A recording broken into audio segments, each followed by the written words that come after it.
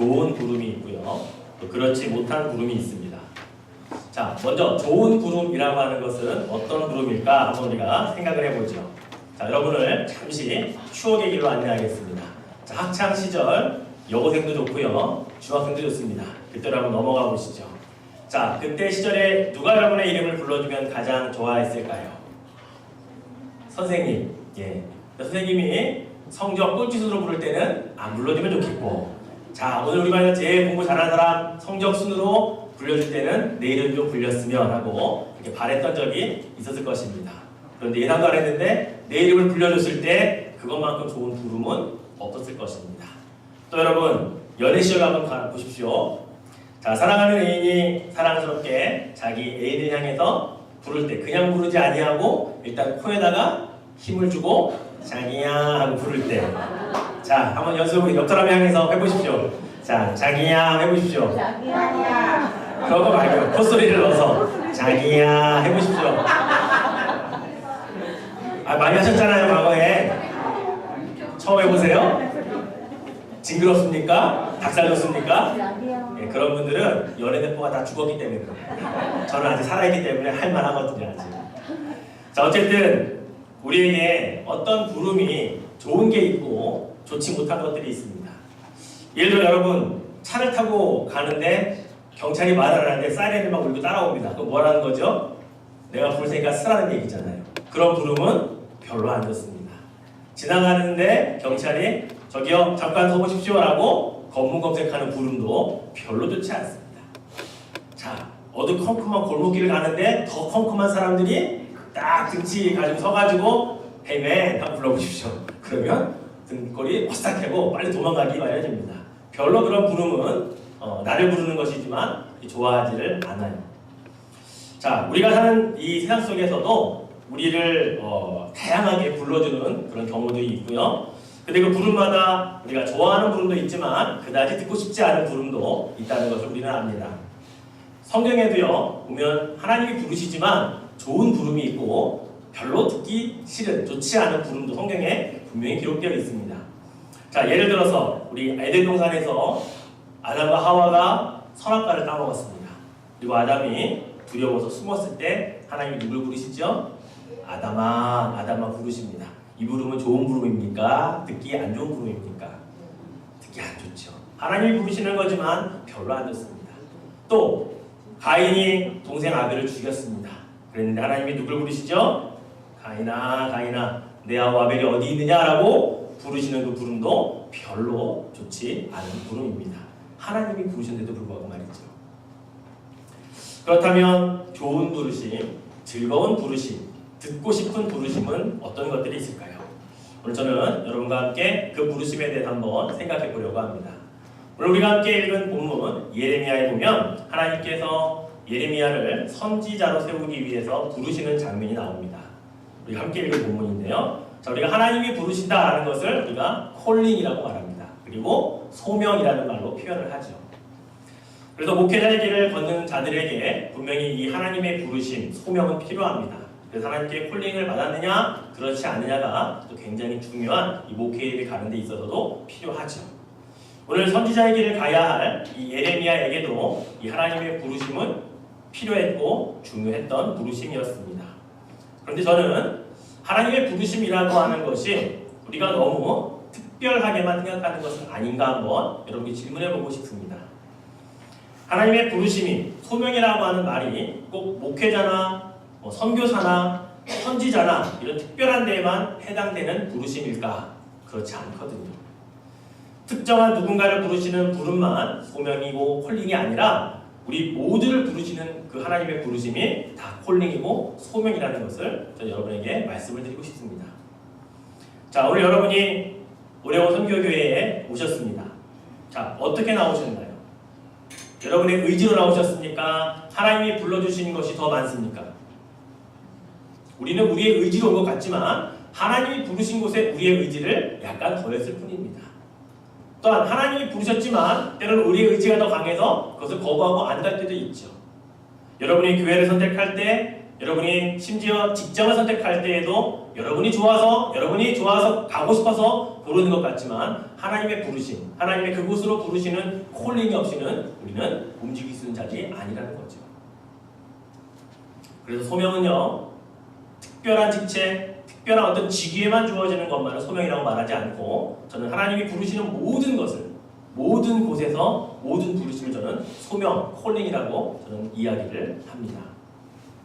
물론 성경에는 오늘 제사장 힐기야의 아들인 예레미야를 부르는 특별한 그런 직책으로 부르는 소명도 있지만 또 아모스처럼 뽕나무를 따고 있던 농부를 부르는 그런 소명도 있습니다. 또 다윗처럼 목동으로 일하고 있는 자를 왕으로 세우는 부름도 있죠. 또 물고기 낳고 있었던 베드로와 안드레 예수님이 불러서 사람 낚는 어부를 되게 하신 부르심도 있었습니다. 예수님 믿는 자들을 핍박하던 사울을 부르셔서 바울로 이방인의 사도로 세우셨던 것도 하나님의 특별한 부르심들이죠. 그런데 우리는 이러한 부르심만을 하나님의 소명이라고 생각하기 때문에 우리같이 평범하고 우리같이 그냥 일상적으로 평신도적인 생활을 하는 사람들에게는 콜링이나 부르심을 특별하게 생각해보지 않는다는 겁니다. 저는 이러한 부르심만 하나님의 부르심이 아니고 이러한 것만 우리가 콜링이고 소명이라고 말할 것이 아니라 우리가 지금 거하고 있는 교회 안에서, 우리가 지금 있는 가정 안에서, 내가 지금 다니고 있는 일터와 직장 안에서도 하나님의 부르심, 콜링은 분명히 있었다라는 것을 여러분이 아셔야 된다는 겁니다. 우리 오래원 선교교회의 선교회 회장으로 또는 임원으로 부르시는 것도 하나님의 부르심입니다. 또 각 구역의 구역장으로 강사로 불러주시는 것도 하나님이 소명 주시는 겁니다. 또 우리 교회 집사님으로, 권사님으로, 안수집사님으로, 장로님으로 분명히 소명을 주셔서 불러주셨습니다. 그러나 여러분의 가정의 어머니로도 부르신 소명이 있습니다. 가정의 아버지로서 하나님이 부르신 그 소명도 분명히 있다는 것을 기억하십시오. 누구는 직장에서 오너로 부르셨고, 누구는 거기에 매니저로 부르셨고, 누구는 거기에 워커로 일하는 사람으로 부르셨어요. 각 부름의 종류만 다를 뿐이지 다 부르셨다는 것을 우리는 기억해야 된다는 겁니다. 여러분 중에 하나님의 부르심이 없이 저는 그냥 제가 선택해서 갔는데요 라고 자신있게 말할 수 있는 분 몇 분이나 계신가요? 잘 생각해 보십시오. 내가 선택해서 간 것이 맞는지 하나님이 나를 그곳으로 선택할 수 있도록 인도하신 것이 더 많은지 잘 생각해 보시면 분명히 후자입니다. 하나님을 믿는 백성이라는 말이죠. 자, 결국 우리가 하나님께 부르심을 받은 그것을 우리가 소명이라고 말하고 콜링이라고 말한다면 우리는 이제 이러한 고백을 해야 합니다. 하나님, 제가 하나님이 주신 소명 때문에, 그 부르심 때문에 제가 지금 이 교회에 나오고 있습니다. 하나님, 제가 하나님이 꼭 필요하셔서 부르셨기 때문에 제가 지금 그 직장에서, 그 일터에서 일하고 있습니다.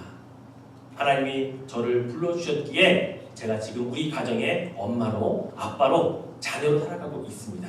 저는 그것을 하나님의 부르심이라고 믿습니다. 이러한 고백이 바로 여러분의 고백이 되어져야 합니다. 이것이 바로 특별한 자에게만 주어지는 특별한 소명이 아니라 모든 하나님의 백성들에게 하나님의 부르심, 바로 그 소명을 부여잡고 사는 자들의 모습이라는 것을 여러분이 기억하시기를 바랍니다. 이러한 소명을 받고 이렇게 하나님의 부르심을 받고 그 일터에서 그 삶의 현장에서 살아갈 때에 우리에게 때로는 어려움이 닥칩니다. 힘든 일도 있습니다. 소명을 받았으면 하나님이 다 만사형통하게 이루어 주실 것 같지만 그러나 하나님의 부르심 안에는 그 안에서 겪어야 할 때로는 어려움과 고통과 때로는 아픔도 우리에게 있다는 것을 우리가 기억을 해야 합니다. 오늘 예레미야를 부르시는 장면을 보면 하나님께서 그래서 아무나 그냥 아무렇게나 부르시지 않고 하나님이 얼마나 공을 들이시는지 우리에게 보여줍니다. 한 사람을 부르기 위해 하나님이 언제부터 준비하시는지를 우리에게 분명하게 보여주셔요. 자, 오늘 본문 말씀 가운데 우리 4절과 5절 말씀을 한 목소리로 같이 한번 합독해 보겠습니다. 같이 읽겠습니다. 여호와의 말씀이 내게 임하니라. 이르시되 내가 너를 모태에 짓기 전에 너를 알았고 내가 배에서 나오기 전에 너를 성별하였고 너를 여러 나라의 선지자로 세웠노라 하시기로. 예. 하나님께서 예레미야를 선지자로 세우시는 그 장면인데요. 사실 예레미야 입장에서 보면 하나님과 지금 처음 대면하는 겁니다. 하나님의 음성을 처음 듣는 장면이에요. 그런데 하나님의 입장에서 보면 처음이 아니죠. 하나님은 언제부터 하셨다고요? 모태 중에 너를 짓기 전에 하셨다고 말합니다. 그리고 이미 그 안에서 태어날 때부터 너를 내가 구별하였고 성별하였다고 말씀하십니다. 보통 학자들에 의하면 예레미야가 이렇게 소명을 받았던 때가 20대 청년의 나이였다라고 말을 합니다. 그러니까 적어도 20년 이상 하나님은 예레미야를 아셨던 거죠. 하나님 이렇게 공을 들이셔서 한 사람을 택하시고 부르시지 하나님은 아무렇게나 지나가는 사람 행위 붙잡고 무슨 엑스트라 캐스팅 하듯이 그렇게 하시는 분이 아니라는 겁니다. 여러분도 동일하다는 거예요. 여러분 한 명을 부르시기 위해 여러분 한 명에게 소명을 주시기 위해 하나님은 여러분이 어머니의 뱃속에 있을 때부터 아셨고 구별하셨고 지금 불러서 이 자리에 있게 하셨다는 것을 여러분 믿으시기를 바랍니다. 이게 바로 소명을 붙잡고 부여잡고 사는 사람들의 모습이기 때문에 그렇습니다. 얼마나 위대한 철저한 계획 속에 불려진 하나님의 부르심입니까? 한 사람을 부르기 위해 천지를 창조하신 그분이 우리 인류가 지금까지 살았던 모든 숫자를 합하면 약 2천억 명이 살고 갔다라고 이야기를 하거든요. 2천억 명 중에 나 한 명을 하나님이 부르시기 위해 어머니 뱃속에서 이미 나의 어머니 뱃속에서 태어나기 전부터 나를 아셨고 나를 구별하셨다고 하는 그 부르심 바로 그것이 저와 여러분을 향한 말씀이라고 믿어지신다면 우리는 감사하지 않을 수 없다는 거죠. 이것을 믿는 자와 믿지 않는 자는 그들이 부르심 받은 그 소명의 자리에서 어떻게 살아가느냐가 분명히 달라질 수밖에 없다는 것입니다. 하나님은 예레미야에게만 특별하게 이렇게 임하지 않으셨습니다. 바로 저에게도 그렇게 하나님 임하셨고요. 바로 여러분에게도 동일하게 그렇게 알고 계셨고 구별하셨고 그리고 지금 불러주셨다라는 사실을 여러분 믿으시기를 축원해 드립니다. 예레미야를 복중에 짓기 전에 아셨다라고 하는 이 말은요. 히브리어 원어로 보면 야다라고 하는 말을 씁니다. 이 야다라고 하는 말은 알다라는 말인데 그냥 우리가 무엇을 배워서 아는 지식적인 알을 말하지 않습니다. 내가 보고서 알았다라고 하는 그런 발음이 아니에요. 이 알은요. 인격적인 관계를 통해 오랫동안 지속적인 그런 관계가 맺어졌을 때 비로소 알게 되는 거 그게 안다라는 이 표현의 야다라고 하는 히브리어예요. 즉 하나님 우리를 오래전부터 알고 계셨기에 이제 내가 너를 안다라고 말씀하시는 거지 그냥 한번 탁 보고 지나가는 사람 보듯이 그렇게 안다라고 말하고 있지 않다는 겁니다. 그렇습니다. 하나님께서 어떤 한 사람을 하나님의 일꾼으로 부르시기 위해 하나님 그렇게 철저하게 아시고 그렇게 부르신다라는 것을 기억하십시오. 그러니 여러분 내가 나를 아는 것보다 하나님이 나를 아시는 게 훨씬 더 많다는 겁니다. 여러분 뱃속에서 어머니와 무슨 대화를 나누셨는지 여러분 뱃속에 어머니 뱃속에 있을 때 어떤 모습이셨는지 여러분의 인격은 어떻게 됐는지 아십니까? 우리는 몰라요. 그런데 하나님은 아신다고 말씀하셔요. 그 아심을 가지고 여러분을 필요한 곳에 여러분이 있어야 할 곳에 하나님 부르시는 것 이게 바로 소명이라고 하는 것입니다. 지난 2002년에 한국에서 월드컵이 있었을 때요 우리가 히딩크 감독을 굉장히 많이 사람들이 칭찬을 했습니다. 그런데 저는 히딩크 감독의 여러 가지 이야기들 중에 가장 그를 그래도 한국 감독으로서 세워진 사람 중에 가장 존경할 만한 것을 무엇을 꼽냐면 그는 선수 개개인을 너무나도 잘 알고 있었다라는 사실을 저는 가장 높이 삽니다. 히딩크가 나중에 월드컵 4강이라는 그런 기념비적인 역사를 썼을 때 그에 대한 많은 이야기들을 조명했는데요. 그런데 저는 이런 이야기를 들었습니다. 히딩크 선수 감독이 국가대표를 맡았을 때에 그는 한 사람 한 사람의 개인 프로파일을 다 만들었다고 합니다. 그런데 그 안에는 그 한 사람이 자라날 때부터 어떻게 살았는지에 대한 모든 것 시합을 뛰면 어느 지점에 있을 때 골을 많이 넣는지 어디에 있을 때 실수하는지 후반 몇 분이 되면 체력이 고갈돼서 잘 못 뛰는지 너무나도 정확하게 그 모든 자료들이 기록이 되어 있었다고 합니다. 그래서 시합에 나가서 그가 몇 분 정도에 되면 힘이 빠지니까 그 사람을 빼고 후반 몇 분에 가장 짧은 시간에 들어가서 골을 결정을 잘하는 사람을 집어넣고 그래서 월드컵이 4강이 만들어졌다는 거죠. 심지어 그 전에 국가대표 감독들은요 국가대표를 선발할 때 해외파 또 국내 중에서 프로리그 잘 뛰는 사람들만 위주로 선발했는데 히딩크 감독은요 실업인 축구까지 가서 찾아봤습니다. 심지어 대학생들이 하는 대학 축구리그까지 가서 찾아봤다는 겁니다. 그 사람을 그리고 보고 알고 그리고 나서 그 사람을 발굴해서 결국 그 사람을 키워나갔죠. 박지성 선수도 그렇게 키운 사람 중에 한 사람이라고 말하더라고요. 저는 국가대표 많은 감독들이 있었지만 이 히딩크 감독처럼 그 국가대표 한 명 한 명에 대해 철저히 연구하고 그 사람에 대해서 알았던 사람은 없었기 때문에 지금껏 히딩크 감독 위에 이런 성적이 나오지 않는 것은 아닌가라고 그렇게 저는 생각을 해봅니다. 그런데 여러분, 하나님은 우리에 대한 프로파일, 그 파일을 얼마나 많이 가지고 계실까요? 히딩크 감독이 가지고 있었던 국가대표 선수의 그 파일보다 분량이나 더 정확성에서 훨씬 더 우리가 상상할 수 없을 만큼의 파일을 가지고 계시지 않을까요? 그 하나님이 여러분을 오려고 성교교회로 부르셨다면, 내가 이 교회에서 무엇하기 위해 하나님 나를 부르셨는지를 안다면 우리는 거기에서 충성할 수밖에 없어야 되는 거 아닙니까? 그리고 나를 어느 일터에 부르셨는데 그 일터에서 정말 하나님 필요해서 부르셨다면 내가 여기서 무엇하며 소명을 감당해야 하는지 다시 한번 우리는 우리의 소명을 되짚어봐야 한다는 사실이죠. 교회를 여러 번 옮기셨습니까? 그 교회마다 부르신 하나님의 소명이 달랐던 것 아닐까요? 직장이 계속 바뀝니까? 그 바뀌는 직장마다 여러분이 뭔가 실수해서 해고된 게 아니라 정말 하나님이 부르심에 따라 움직여갔다면, 그러니까 그것을 몰라서 그렇지 생각해보지 않아서 그렇지 하나님의 부르심이 거기에 있어서 내가 그것을 갔다고 내가 믿고 그것에서 충성한다면 이게 바로 소명받은 자의 삶이라는 것을 여러분 기억하시길 바랍니다. 여러분, 그러나 하나님의 부르심, 하나님이 부르시는 소명에도 불구하고 때로는 우리는 거부할 때가 있습니다. 불순종할 때가 있어요. 하나님 싫어요라고 말할 때가 있습니다. 오늘 본문에 보면 예레미야도 똑같았어요. 6절에 보니까 예레미야가 이렇게 말해요. 내가 이르되 슬프도소이다. 주 여호와여 보소서 나는 아이라 말할 줄을 알지 못하나이다. 이렇게 그는 대답을 합니다. 하나님께서 내가 너를 그 누구보다 잘 안다, 야다라는 말을 쓰면서 너를 내가 어머니 뱃속에서부터 알았고 구별하였고 지금까지 알고 너를 지금 부르는데 지금 예레미야는 하나님 슬픕니다. 이 말을 우리말로 바꾸면요, 오 하나님 싫어요 이런 말이거든요. 그리고 하나님 저는 아이라서 말을 잘 못합니다라고 그는 지금 거부하고 있는 장면을 보고 있는 거예요.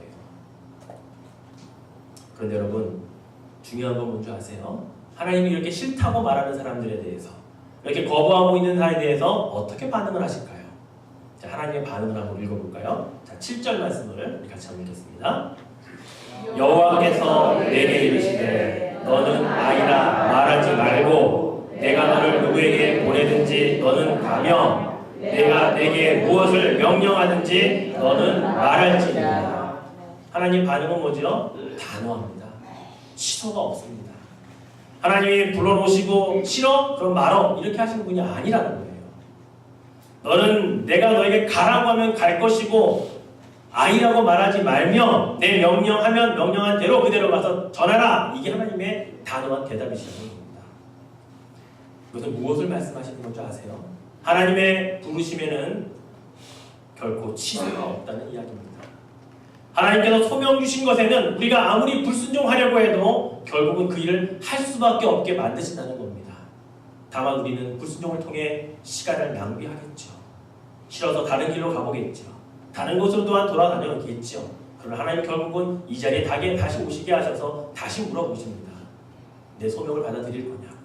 그럼 우리는 시간 낭비하고 이곳에 서서 다시 하나님께 예라고 대답하는 그때가 결국 오기 때문에 지혜로운 자라면, 영적으로 분별을 가진 자라면 여러분 먼저 하나님의 부르심에 응답하고 네라고 대답하는 것이 얼마나 지혜로우신지를 깨달으셔야 한다는 겁니다. 개인적으로 저도요, 사실 한 번도 목회자가 되어보겠다고 생각을 해본 적이 없는 사람입니다. 저는 정말로 열심히 공부해서 사실은 저는 교수가 되고 싶었던 사람이에요. 근데 그 즈음에 하나님이 부르셨을 때 그냥 지나가는 우리 담임 목사님이 우리 한준 형제는 신학 한번 해보면 어때라고 한마디에 저는 사실은 고민을 시작했거든요. 고민하면서 가장 많이 하나님께 기도했던 게 이거였어요. 하나님 만약에 부르시는 것이 확실하다면, 저에게 주시는 부르심이 목회자라면 저는 그 길만 확실히 알려주시면 그냥 가겠습니다. 순종하겠습니다. 저는 돌아가는 인생 싫습니다. 저는 그렇게 기도하고 그렇게 순종해서 여기까지 온 겁니다. 어차피 그 길을 가야 할 거라면 왜 우리가 인생을 낭비하고 돌아갑니까? 저는 그래서 하나님께 늘 기도하는 것은 하나님의 부르심에는 결코 취소도 없고 하나님의 부르심에 결코 후회함도 없기에 그것에 우리는 순종하는 것이 우리 인생의 최고의 복이라는 것을 우리 모두가 깨달아야 한다는 것입니다. 사실 옛날 모세도 그랬어요. 하나님 부르시니까 하나님 저는 말을 잘못해서 안 됩니다 라고 하니까 하나님 뭐라고 그러세요? 취소하셨나요? 소용없다. 그럼 말자는 네가 붙여줄게. 아론 붙여주셔서 그 일을 하게 하셨잖아요. 하나님이 취소하시는 경우가 없습니다. 여러분을 부르신 그 목적과 그 콜링이 분명하다면 여러분 거기에 취소가 없기에 순종하시는 것이 여러분의 최고의 복인 것을 기억하시길 바랍니다. 때로 여러분의 직분을 주실 때에도 교회 목사님이나 당회가 정해서 그냥 주는 게 아니에요. 하나님의 부르심을 우리가 대신해서 여러분에게 불러드리는 겁니다. 그럴 때 저는 부족하고 아이라서 말을 못해서 물론 그것은 하나의 겸손일 수 있지만 그러나 겸손한 뒤에는 불순종이 아니라 순종함이 가장 하나님이 바라시는 모습인 것을 꼭 기억하시고 어떠한 부르심이든지 순종으로 나아가는 여러분 되시기를 축원해 드리겠습니다. 자, 이렇게 부르신 하나님께서 예레미야에게 단호하게 취소가 없다 말씀하시면서 그에게 이러한 용기의 말씀을 주십니다. 자, 8절에 보면 이렇게 말씀하세요. 너는 그들 때문에 두려워하지 말라. 내가 너와 함께하여 너를 구원하리라. 소명부 받은 자리에서 힘들고 어려운 일이 있을 줄 안다. 그럼 내가 너를 도와줄게. 구원해줄게 라고 말씀하세요. 그런데 여러분 한 가지 좀 우리가 잘 살펴봐야 할 말씀이 있습니다. 그들 때문에 라고 말씀하시는데 성경을 잘 읽어보면 이 그들이 누구인지 안 나와 있어요. 앞에까지 누군가 있었는데 그들이 너를 두렵게 하거나 그런 말씀이 성경에 전혀 없는데 갑자기 그들 때문이라는 말씀을 하고 있거든요. 과연 이 그들이 누구냐는 거죠. 자, 이 장면이 끝나고 나서 예레미야가 환상을 보는데요. 그 환상을 보는 장면을 우리가 한번 살펴보죠. 자, 13절부터 15절 우리가 읽지 않는 부분인데 한번 같이 읽어보겠습니다. 여호와의 말씀이 다시 내게 임하니라. 이르시되 내가 무엇을 보느냐 대답하되 끓는 가마를 보라이다. 그 윗면이 북에서부터 기울어졌나이다 하니 여호와께서 내게 이르시되 재앙이 북방에서 일어나 이 땅의 모든 주민들에게 부어주리라. 내가 북방 왕국들의 모든 족속들을 부를 것인즉 그들이 와서 예루살렘 성문 어귀에 각기 자리를 정하고 그 사방 모든 성벽과 유다 모든 성읍들을 치리라. 여호와의 말이니라. 예. 자, 여러분 이것은요 하나님께서 예레미야에게 보여주시면서 이것 그대로 가서 전하라고 하십니다. 구약의 많은 선지자들은요 어떤 말을 전하냐면 지금 회개하지 않으면 하나님이 심판하실 것이다. 그러니 회개하고 돌아와라 이렇게 선포하는 자들이 선지자들이 많았거든요. 대부분 다 그렇게 선포했어요. 근데 예레미야는 어떤 선포를 했냐면요 회개 필요 없다라는 겁니다. 이제 재앙은 임박했고 이제 그 재앙이 북에서부터 남으로 기울어진 펄펄 끓는 가마의 물이 쏟아질 것이니까 쏟아질 거 받을 준비하라고 지금 이야기하고 있는 거예요. 회개라는 말 하지 않습니다. 그러니 여러분 이 예레미야를 사람들이 좋아할까요? 싫어할까요? 회개하지 말라는 거예요. 회개 필요 없다는 겁니다. 여호와의 말씀이 끓는 가마가 지금 이렇게 기울어져 있는데 이 기울어진 가마에서 곧 쏟아질 것이니까 재앙을 받을 준비를 하라고 이야기하고 있거든요. 어느 누가 이것을 듣고 좋아합니까? 그래서 기득권자들이 정말 싫어하겠죠. 지금 잘 먹고 잘 살고 평화로운데 왜 갑자기 심판이며 왜 갑자기 끓는 가마가 우리를 데우러 쏟아지냐는 거죠. 또 싫어하는 자들 누굽니까? 거짓 선지자들이요. 하나님이 우리 이스라엘을 사랑하셔서 축복 주시고 우리를 이렇게 평화롭게 하시고 누가 쳐들어와도 다 막아주시는 여호와 하나님을 믿는데 왜 우리에게 이러한 재앙이 있겠냐고 그들은 예레미야 선지자를 거짓 선지자로 봅니다. 예레미야 선지자가요. 그가 선지자로 소명을 받은 이후에 상당 기간을 어디서 보냈냐면 감옥에서 보냈습니다. 감옥에서 쓴 글도 많아요. 반역죄를 씌워서 가뒀고요. 심지어 이 아나도시라고 하는 예레미야의 고향 사람들은요 우리 마을의 명예를 더럽힌다고 암살단을 조직해서 2번이나 예레미야를 죽이려고 했습니다. 그때만 하나님이 구원해 주셨어요. 하나님이 그들 때문에 괴로워할 때 그들로부터 구원하겠다. 그들이 누구냐면 예레미야를 그렇게 반역죄를 씌워서 감옥에 가두는 기득권자들, 그리고 암살하려고 했던 그런 마을 동네 사람들, 그리고 수없이 예레미야를 잡아서 고문했던 그 사람들. 선지자들 중에 이 예레미야만큼 고문을 당한 사람이 없습니다. 예레미야만큼 감옥에 오래 갇혀 있었던 선지자가 없습니다. 예레미야만큼 목숨의 위협을 암살단까지 조직해서 따라오고 싶은 사람들이 없었습니다. 하나님은 그것을 아시면서도 너의 부르심은 취소가 없다. 내가 말한 그대로 전해라. 그러나 내가 그들로부터 너를 구원해 주겠다. 내가 너를 도와주겠다. 이게 하나님이 부르시면서 예레미야에게 하신 말씀이에요. 여러분, 아이러니하게도요, 예레미야가 살아있는 동안에 실제로 이 일이 일어납니다. 자, 넘겨줘 보세요. 하면 실제로 북방에 바벨론이 쳐들어옵니다. 그리고 그가 머물러 있던 예루살렘을 성벽을 파헤치고, 그리고 예루살렘 성을 무너뜨리고 성전도 무너뜨리고 각 유다의 마을을 짓밟습니다. 이때가 언제냐? BC 586년 예레미야가 살아있는 그때 이 일이 일어납니다. 많은 선지자들은 예언만 했어요. 그러나 예레미야는 그 예언한 현장에 자기도 거기 있었다는 겁니다. 예레미야 선지자의 닉네임이 뭡니까? 눈물의 선지자. 왜 눈물이 안 나오겠습니까? 선포한 그대로 이루어지고 있는 것을 내가 지금 겪고 있는데, 내가 지금 민족들이, 나의 종족들이 죽어가고 있는 것을 보는데, 그렇게 선포했어도 아무도 듣지 않는 그들 때문에 울었고, 이 민족이 죽어가는 것 때문에 울었고, 예루살렘 성과 성전이 회파되는 것 때문에 그는 울었지 않습니까? 그래서 눈물로 기록한 편지가 뭐예요? 예레미야 애가입니다. 그래서 그를 눈물의 선지자라고 불러요. 그가 예언한 그대로 예루살렘 성이 무너지고 회파한 일들이 그가 살아있는 동안 일어났거든요. 그가 직접 보았거든요, 눈으로. 그런 눈물을 흘리지 않을 수 없었다는 것이죠. 이런 어렵고 힘들고 괴로웠던 이런 때에 예레미야는요, 그냥 묵묵히 참고만 있지 않았고요. 그는 이러한 고백을 하나님께 올려드렸습니다.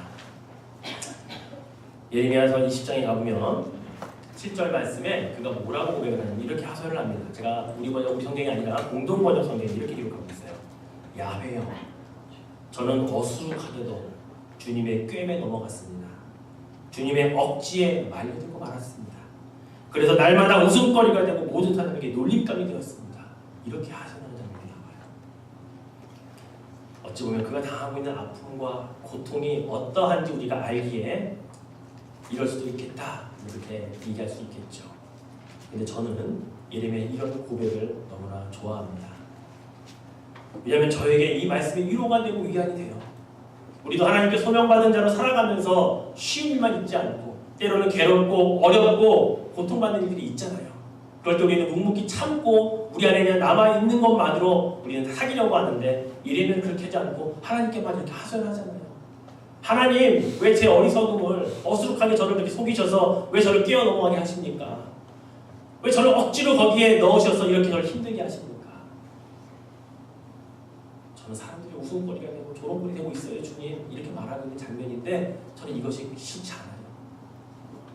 저 대신 그렇게 이야기하고 있는 것 같아서 오히려 예레미야의 이 고백이 정말 마음에 들어요. 그런데 하나님이 그 다음 반응이 꾸중하시거나 혼내지 않으세요. 그래, 다 안다. 그래, 힘들지. 하나님 위로하시는 장면이 나오더라고요. 우리의 어렵고 힘든 소명받은 대로 살아간다고 하는 건 쉽지 않지만, 어렵고 고난이 있지만 그것에 하소연하고 하나님께 불평한다고 하나님이 그것을 최선을 다했음에도 불구하고 그렇게 하나님이 꾸중하시지 않는다는 거예요. 그래, 내가 너를 위로할게. 내가 너의 힘이 되어줄게. 조금만 더 힘내자. 조금만 더 참아보자. 이게 하나님의 우리를 향한 부르심이라는 것. 이것이 소명을 준 자들에게 주시는 하나님의 위로라는 것을 여러분 기억하시면 좋겠습니다. 우리는 천사가 아니기 때문에 천사는 소명을 받은 그대로 그냥 그대로 일하고 말아요.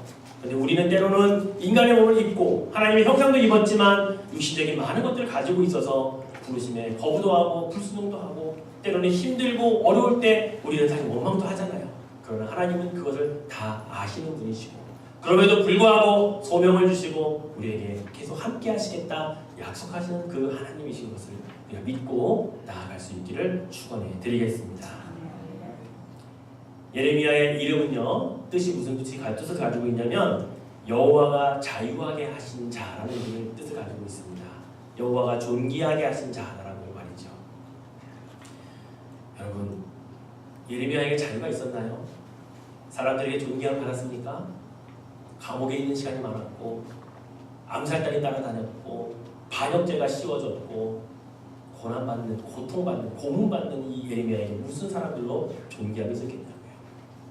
그런데 여러분, 이 예레미야에게 하나님께서 말씀을 주시고 그 말씀을 선포했을 때, 그 말씀이 그대로 이루어질 때 예레미야 안에는 자유함이 있지 않았을까요?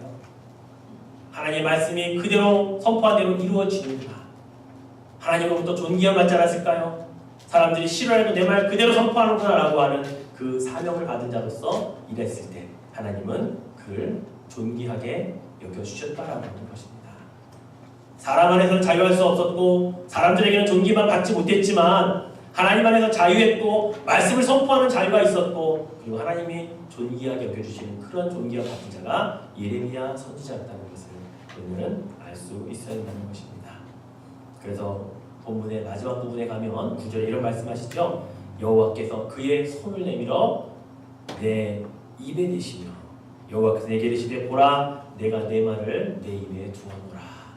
말로 선포하는 자이기 때문에 입술을 하나님이 직접 만져주셨대요. 그리고 그 입술로 담대하게 선포하라고 하셨대요. 그래서 마음껏 선포하는 자유가 그에게 있었고요. 그리고 하나님의 존귀함을 받는 예레미야가 되었다라는 것입니다. 하나님께 소명받은 자의 삶이 이러합니다. 소명받았음을 알고 사는 자에게 이러한 하나님의 위로가 있음도 여러분 기억하시기 바랍니다. 말씀드렸죠. 제가 서두에 우리가 살면서도 좋은 부름이 있고 그렇지 못한 부름이 있다라고 말씀을 드렸습니다. 그런데 여러분 그 좋은 부름과 그렇지 못한 부름의 기준은요 부르는 사람에 있지 않다는 겁니다.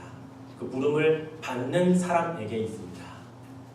하나님이 부르신다고 다 좋은 부름이 아니었다고 말씀드렸죠. 하나님이 나를 소명을 주시려고 부르실 때 나를 부르셔서 어디로 가게 하시려고 어디에 있게 하시려고 부르실 때 그 부르심은 내가 기대하는 부르심, 내가 간곡히 사모하는 부르심. 그래서 그것은 좋은 부르심인 겁니다. 바로 우리는 이러한 부름을 받고 살아야 합니다. 아니 우리는 이미 그렇게 부름 받았음을 여러분 믿으시기를 바랍니다. 그래서 지금 여기 이 교회에 와 있는 거고 그래서 여러분 지금 그 가정에 있는 거고요. 여러분이 그래서 지금 그 일터에서 있는 겁니다. 불러주셨기 때문이죠. 우리는 그 부르심을 잊어버려서는 안 되겠습니다. 오늘 왜 예레미야의 부르심을 통해서 여러분에게 주일날 다시 한번 귀에 이 부르심에 대해 들려줄까요? 우리는 자꾸 망각하거든요. 하나님이 불러주셔도 자꾸 잊어버리거든요. 자꾸 우리에게 되새겨주시는 하나님의 은혜입니다. 아 맞아. 나를 이 교회로 부르실 때 나를 우리 가정에 부르셨을 때 나를 일터에서 일하는 곳에 부르셨을 때 이런 목적과 이런 부르심이 있었지 라고 하는 것을 다시 한번 되새기게 하시려고 여러분을 불러주셨다는 것을 기억하십시오. 그래서 오늘 그 부르심을 들으신 그대로 살아가십시오. 아브라함을 부르신 그 하나님이요 모세를 불러서 소명을 주신 그 하나님이 그리고 예레미야를 불러서 선지자로 세우신 그 하나님이 지금 바로 저와 여러분에게 그 동일하게 부르시고 계신 것을 믿고 여러분 이번 한 주간도 여러분이 새롭게 시작하는 일터에서 그리고 가정에서 그리고 교회 안에서 하나님의 부르심 따라 살아가는 소명자로 살아가시길 주님의 이름으로 축원해 드리겠습니다. 기도하겠습니다. 기도 제목을 드릴게요. 하나님 저를 왜 이 교회로 부르셨는지 잠시 잊고 살았습니다. 하나님 저를 우리 가정의 가장으로 또 어머니로 아내로 부르신 거 제가 잊고 살고 있지 않습니까? 하나님 나의 일터의 직장에 하나님 부르셨는데 너무 분주하게 사느라고 하나님의 목적과 부르심을 생각하지 못했습니다. 오늘 예레미야의 부르심을 통해 다시 한번 기억하게 하시는 하나님 왜 부르셨는지 무엇하라고 이곳에 오게 하셨는지 기억하여서 그 부르심을 다시 한번 듣고 기억하고 그렇게 살아가도록 하나님 도와주십시오. 함께 여러분 자신을 위해서 동성으로 기도하겠습니다. 하나님 아버지 감사합니다. 오늘 예레미야를 부르셨던 그 하나님께서 우리도 동일하게 불러주셨음을 믿습니다. 하나님 저를 부르실 때에도 동일한 부르심이셨던 것을 압니다. 그 길을 걷기를 원치 않았을 때 그런 하나님 그 길을 걸으라고 말씀하시며 나에게 취소가 없고 나에게 반복이 없고 번복이 없다 말씀하셔서 그 길을 순종하여 오늘도 그 길을 걸어가고 있음에 감사드립니다. 그러나 때로는 우리가 살아가는 삶의 현장에 너무나 분주하고 바빠서 하나님의 부르심과 그 목적과 그 소명을 잃어버리고 살 때가 너무나 많습니다.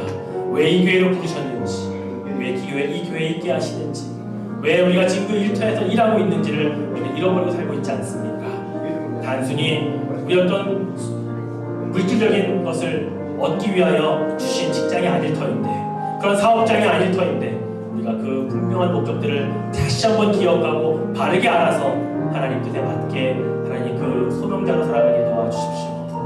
하나님, 우리에게 주신 그 귀한 음성을 다시금 되새깁니다. 다시금 하나님의 부르신 목적을 기억합니다. 떠올립니다. 생각나게 하시고, 잊어버렸다면 다시금 말씀하셔서 오늘 그 길을 걷기에 준비되는 자가 되게 하여 주시옵소서. 하나님, 불러주심에 감사드리고 그 부르심에 충성하는 자 되게 하심에 감사드립니다. 하나님의 영광을 주시기를 소원합니다. 아버지, 도와주시옵소서. 사랑의 하나님, 오늘 예레미야를 부르시는 이 소명을 받는 자리에 우리도 그때가 있었음을 기억합니다. 그런데 우리는 잊어버리고 살아가고 있습니다. 우리는 이미 왜 부르셨는지, 그리고 불러서 이곳에서 무엇하라고 하셨는지 우리는 잊어버리고 어느덧 우리 뜻과 우리의 멋대로 살아가고 있는 그런 모습은 아닌지 우리를 되돌이켜봅니다. 부르실 때는 분명한 소명이 있고 목적이 있고 우리에게 하라고 하신 일들이 있었음을 기억하는데, 하나님, 우리는 망각의 동물이라 자주 잊어버리고 자주 우리의 것들을 까먹습니다. 그러나 오늘 이 시간에 다시 한번 들려주신 이유와 목적을 되새기고 다시금 그 소명을 부여잡고 또 있는 그 자리에서 소명자로 살아가게 도와주시옵소서. 우리의 일터가 그냥 일하여 돈 버는 자리가 아니라 하나님이 불러주셔서 가 있는 그 소명을 감당하는 자리로 바꿔지게 하시고, 그래서 우리와 함께 일하는 그 주위의 동료들이 그냥 함께 일벌러 일하러 온 자들이 아니라 하나님이 보내신 영혼이고 하나님이 함께하게 하신 귀한 동역자들인 것을 깨달아 아는 지혜를 갖게 하여 주시옵소서. 하나님, 오늘 그 부르심에 다시 한번 순종하여 나아가겠사오니 우리를 통해 일하시고 부르심대로 사용하여 주시옵소서. 감사드리며 예수님의 이름으로 기도드립니다. 아멘.